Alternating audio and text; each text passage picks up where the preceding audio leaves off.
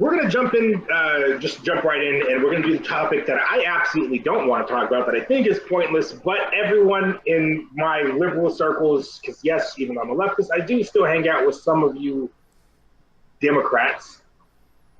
And that is the subpoena of Donald Trump Jr. Yay! It's where the sound applause track would go. We had one, but we're not that high budget. So what do you two think? We're going to start, there we go. We're going to start this conversation off with Katie. Katie, what do you think is going to happen? What do you find this to be important? Is it really newsworthy? What are your thoughts? I mean, I guess it's newsworthy in so much as you have the president's son being subpoenaed 6 months into his presidency. So that at any rate is absolutely newsworthy. But what do I think is going to happen? I really don't have a good response to that. I have no idea. I don't think much is going to come of it, but we shall see. It could be the first step in a much larger investigation, depending on, I mean, his son's an idiot, so he might actually make news with this subpoena. Fair. John, what about you? I just think that if they're going to do anything with this grand jury, they have to subpoena financial records that so far they haven't been allowed access to. Otherwise, this is just dog and pony show for nothing. And I think based on like the McGinsky Act meeting that they had, I guess that this is dog and pony show for nothing. I don't think they're going to really go for the financials that we need to see. And those financials that we need to see really don't pertain as much to Russia as they do to oligarchs all over the world. I mean, Trump's businesses were failing. He couldn't get loans from normal backers because he constantly declares bankruptcy and backs out on his investors. So he's gone around the world to investors to basically prop up the Trump empire in recent years. And, you know, those are the people that we need to investigate. But that includes Saudi Arabia, Brazil, China, and Russian oligarchs. And if they don't subpoena those financials, we're really probably not going to see much.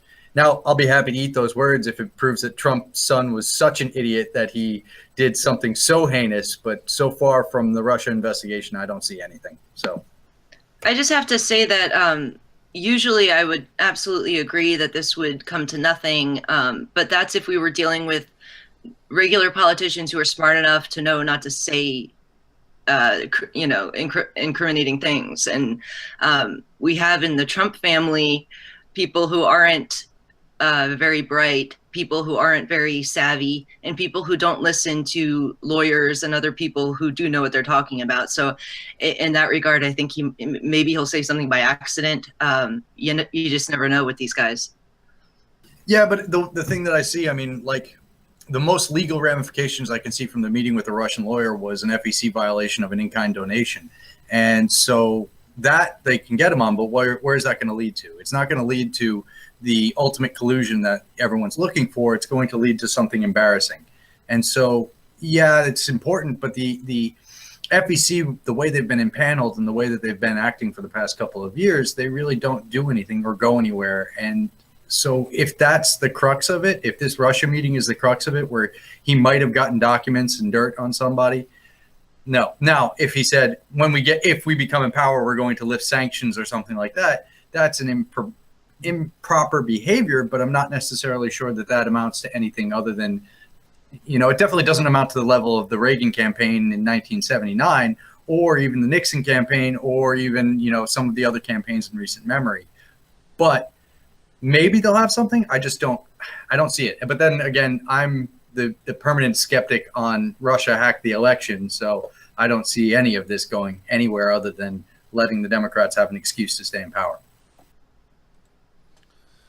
Yeah, and I agree with the idea that typically with most politicians, the grand jury would be where this would end up going nowhere. And I think it still may end up playing that way and for a lot of the same reasons that you laid out there, which was essentially that they're going to play dumb. And while there may be some sort of criminal thing that you may be able to find a prosecutor that will follow up and take it all the way to the court proceedings and so on and so forth, I think what's more likely is a list of embarrassing things to come out, and this is essentially to be the exculpatory way, and this is a way for Mueller to save his credibility, saying that it's not my fault that we didn't indict Trump or Trump Jr.